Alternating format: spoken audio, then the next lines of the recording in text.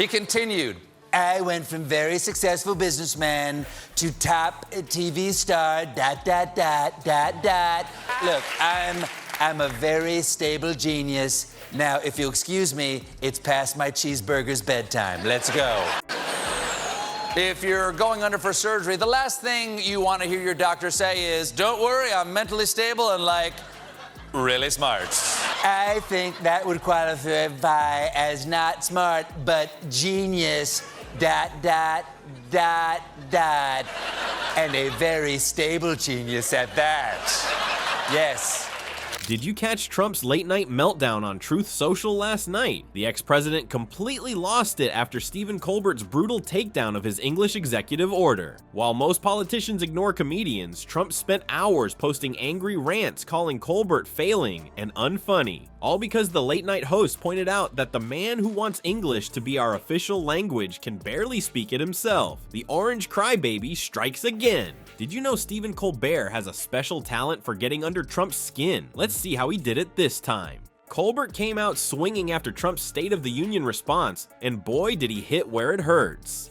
The late-night host zeroed in on Trump's recent executive order making English the official language, which is pretty rich coming from a guy who mangles the language worse than a toddler with a pair of scissors. The real comedy gold came when Colbert played clips of Trump struggling to pronounce basic country names. Remember when Trump couldn't say Lesotho? Colbert asked his audience before rolling footage of Trump butchering the pronunciation. It's Lesotho, not Lasito. The man wants English to be the official language, but he can't even speak it himself. The audience roared as Colbert then showcased Trump's infamous yoga instead of Uganda mishap, comparing Trump's grasp of English to a tourist with a broken phrase book. But Colbert wasn't done yet. His impression of Trump saying, I love the farmer, followed by, he tells me what the cow says when I spin the little arrow, had the crowd in stitches. This wasn't just random mockery. Colbert was cleverly highlighting how Trump's limited vocabulary and childish expressions reveal his intellectual limitations. The most cutting segment came when Colbert used Trump's own obsession with the term woke against him. Trump keeps saying woke like it's the magic word that makes liberals disappear, Colbert joked, but the only thing disappearing is his ability to form coherent sentences.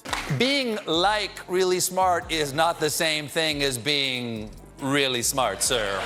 Look, I'm a very stable genius. Now, if you'll excuse me, it's past my cheeseburger's bedtime. Let's go. Record of her crazy record. I look at her policies. I just don't happen to think so.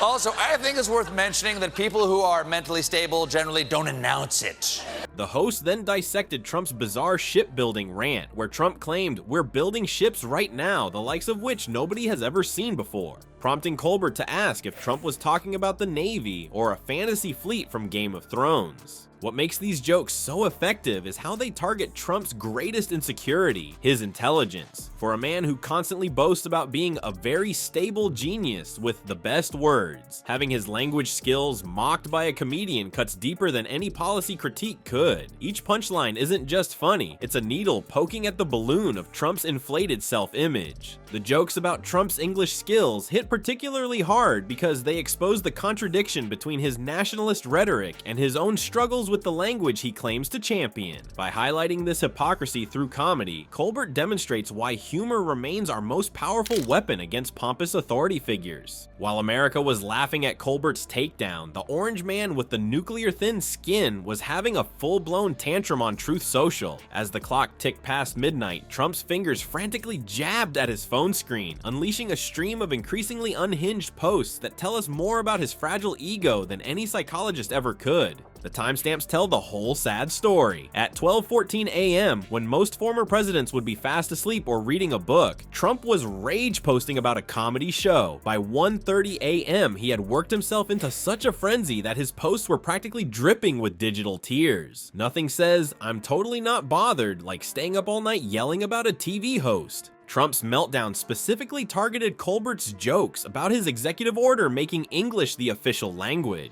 He continued, I went from very successful businessman to top TV star, ...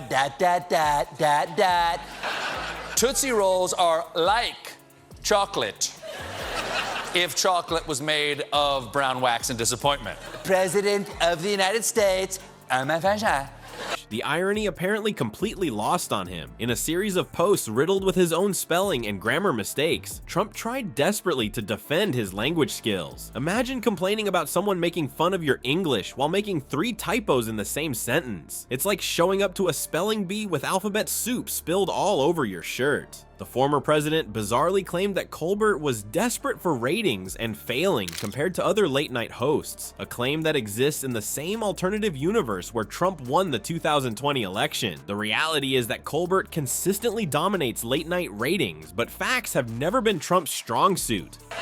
And a very stable genius at that. Yes.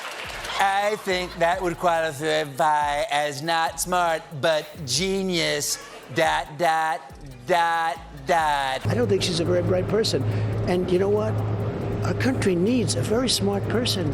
This meltdown follows a familiar pattern we've seen whenever comedians target Trump. Remember his tirades against Saturday Night Live? His crusade against Alec Baldwin? Trump has the thinnest skin in political history, like tissue paper that's been left in the rain. Every joke hurts him physically, and he just can't help but respond. As the night wore on, Trump's posts grew increasingly desperate. By 3 a.m., the former leader of the free world was so consumed with rage over a comedy bit that he could barely form coherent sentences. In one particularly unhinged post, he managed to misspell 3 words while insisting that he has the best words. If you're going under for surgery, the last thing you want to hear your doctor say is, "Don't worry, I'm mentally stable and, like, really smart." What evidence do you have for that? I looked at the things that she said. I looked at the way she deals. I looked at her.